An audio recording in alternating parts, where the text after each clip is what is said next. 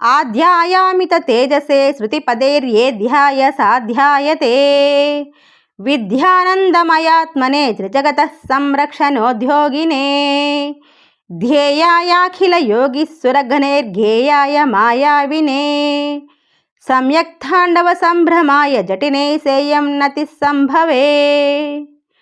తాత్పర్యము: శివుడు సృష్టికంతటికీ మొట్టమొదట ఉన్నవాడు, కాంతి స్వరూపుడు, వేదమంత్రముల చేత మాత్రమే తెలుసుకోదగినవాడు, భక్తులందరూ పొందదగినవాడు, జ్ఞానానందమయ స్వరూపుడు, మూడు లోకాలను రక్షించడమే పనిగా గలవాడు, సమస్త యోగుల చేత ధ్యానింపదగినవాడు, సమస్త దేవతల చేత స్తోత్రం చేయబడేవాడు, తాను చేసే తాండవంలోనే ఆ తాండవంతోనే ఆనందించేవాడు, జటలను ధరించేవాడు.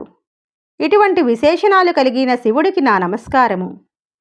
తన మాయతోనే కలిసి తాండవం చేసి ఆనందిస్తూ ఉంటాడు. ప్రపంచంలోని వస్తువులతో మనం ఆనందిస్తాము, తనలో తానే రమిస్తూ ఉంటాడు శివుడు.